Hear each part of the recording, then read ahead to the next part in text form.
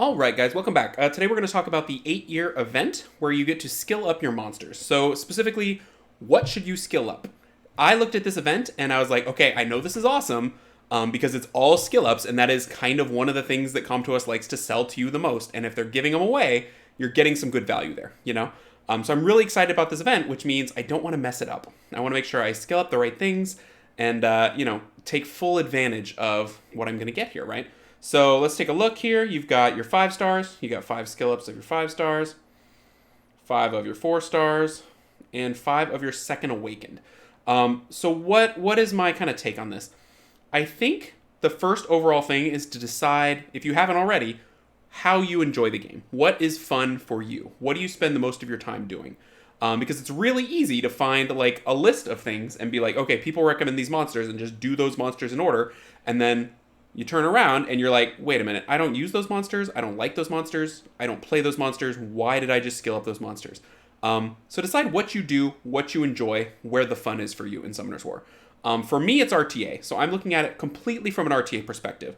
I'm in a G3 Siege guild, but it's not what I play for. If there was no RTA, I probably wouldn't play this game.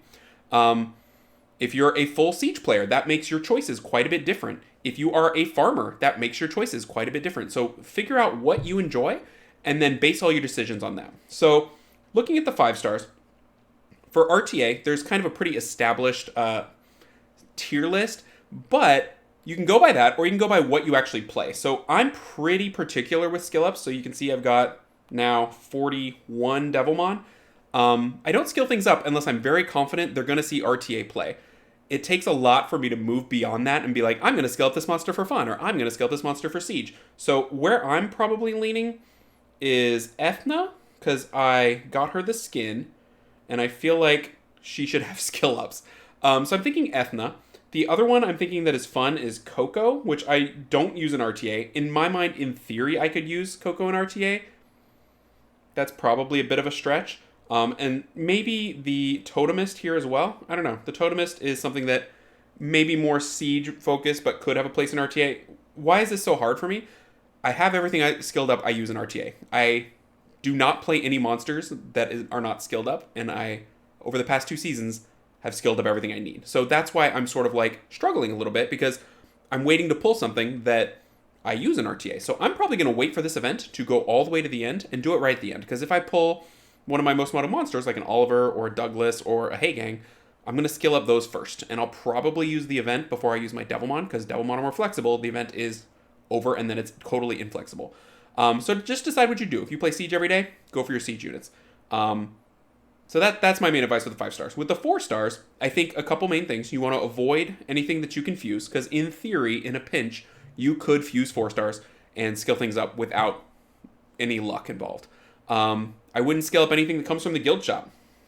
Like, you can buy guild shop monsters and eventually they'll be skilled up. So I don't see anything in here yet to demonstrate, but there's certain monster categories that will show up in the guild shop and you will get them eventually. It's going to happen.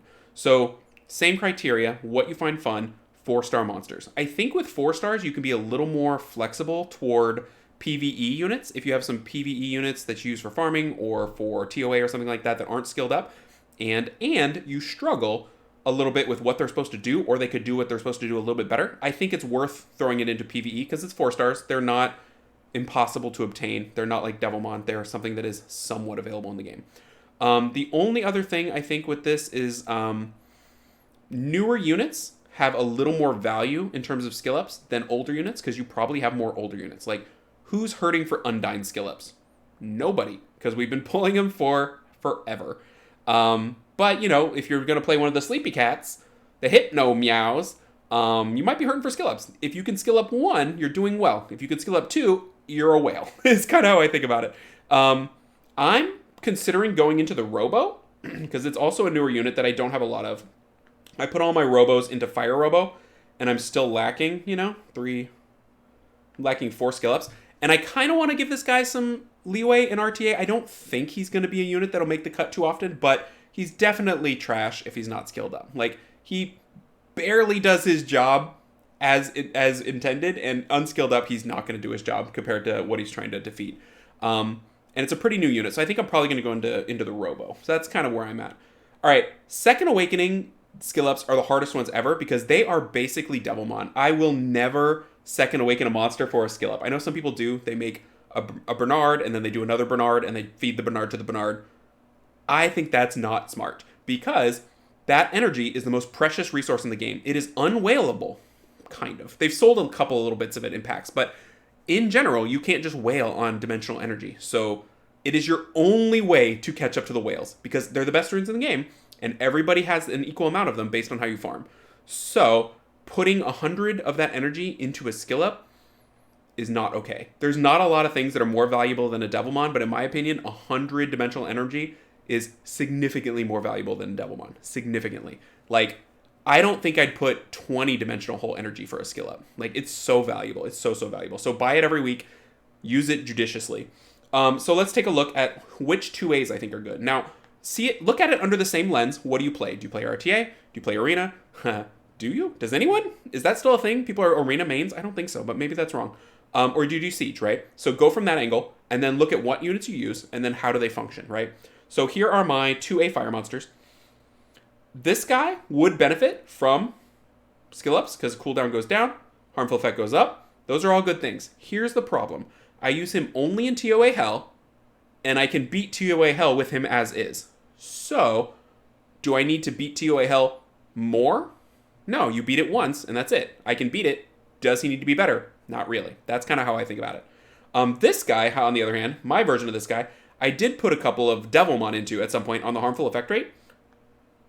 And that's the only thing I went for, because I want more dots, I want a faster clear in Giants. So if you're farming Giants and you feel like it's worth your Devilmon or your 2A skill ups, I don't think Sath is a horrible choice. If you play like some sort of crazy cleave, you probably have a Kali in there at some point. I think the pure damage skill ups are not an insane thing to do. If you're playing RTA and you play Kali, why not, right? And I skipped over everything else. I just have not made those, and I don't really find them useful. You might, but just consider them in the same light that I'm considering everything else, I guess. So looking at the water. So Lulu, I think, is absolutely worth it for RTA, for Siege, for everything. So I've Devilmon my Lulu. Some people would Devilmon a second Lulu. I don't think I'm quite there, but some people would. So I think Lulu is absolutely worth your skill ups. Vigor, I think, has a use in RTA, if not normal RTA anymore, than 20-star and stuff like that. I've Devilmon my Vigor a long time ago. So I think these skill ups are well worth it. They're all, like, the cooldown is great, the harmful effect is good, the recovery is good. Anything that is not just extra damage is usually worth it. Anything that says cooldown or harmful effect is excellent. So that's what you want to target. So I think out of blue or water, Lulu and Vigor are the clear winners. If you played this unit, I think this one has some valuable skill ups here. The attack bar recovery, I think, is not nothing. But other than that, to me, it's just, do you want to farm better with Ikaru? Maybe. Maybe that's a priority for you. I don't have enough crystals that I need to farm faster, so my Ikarus are fine. Like, I don't care the difference between 45 seconds and 40 seconds. That doesn't matter to me. But for some people, it matters a lot. So that might be worth your skill ups there. Because these are free skill ups. These are not Devilmon. These are not 100 energy. These are free. So use them in a way that will benefit you and you will enjoy. All right. On to Wind. I've basically done none of them. I did a Bernard at some point, which I should 6 him. I don't even think he's 6. So that's not a great recommendation for me to put it into Bernard. But we've got the attack bar recovery up 15%. That's solid. From 30% to 30 plus 15%. So that's what, 34.5%. Pretty good. Harmful effect rate, if you care about that, that's pretty good. So I think Bernard, if you play Bernard, is worth skill ups. Everything else here, I think the other one would be for Siege mains, Royd. Some people are playing Royd. He might be a little fresh, and they might end up ditching him, or they might play him long term. I don't know. In Light, I've got quite a few Light. I think it depends. Like, if you play any of these monsters down here, I'm talking about Escher, Shushu, or Shren. They're all kind of weird. Escher, I think, is the most played of them. I think they're worth the skill ups. Like, I might consider putting one into Escher. Like, recovery. The recovery is the best one. The damage is okay. Weirdly, I kind of think Bella is a really good monster for these skill ups because attack bar recovery 10%, so that's good. 33% instead of 30. Recovery 10%. So I mean, that's really good. Instead of 35, it's now what, 38-ish, 38.5. The attack bar recovery on the 2 and the harmful effect rate on the 1. But do you play Bella? I use Bella in TOA Hell, but again, I can do TOA Hell fine without Bella. More Bella. I don't know. I want to think that Bella can play RTA, but the statistics do not back that up. Anyone that's ever really seriously tried Bella, has not been more successful than playing another unit. I mean, Riley exists, so why Bella? So I don't know. It's kind of a tricky one. And then Dark, same criteria. I'm considering Gina quite a bit because I think Gina can work with Han. That's just a me specific thing. But this skill 3, if it's not skilled up, it's not really any good. And the skill 3 is kind of the whole point of her kit, I guess. Harmful effect rate, you definitely want that. The cooldown time, you definitely want that. The damage doesn't matter, and the damage doesn't matter. So that's something I'm considering for RTA. If you play Miho, I think it's all just damage. No one really plays Miho anymore because there's so many counters, but Miho's a possibility. This guy's a possibility for certain edge cases. If you really like your Crow, maybe for like PvE, I think the harmful effect turn +1 on the brand is really, really nice. Could help your R5 team maybe. The extra harmful effect on the defense break, which is weird that it would go from 80% to 90%. Like, give us 100%. We're so close. Why not? But I think that's not a crazy thought. So yeah, that's kind of my take. If you're one of the people playing this guy who's sort of overshadowed by several Nat 5s, nothing too exciting here. All damage, so probably not even worth it. But yeah, that's kind of my criteria. The only other thing I think I would address with your choice is Riley, right? Like a lot of people are like Riley. And you can fuse Rileys, which is what I've been doing. It is not super fun, and I don't heartily recommend it, but my Riley's getting there.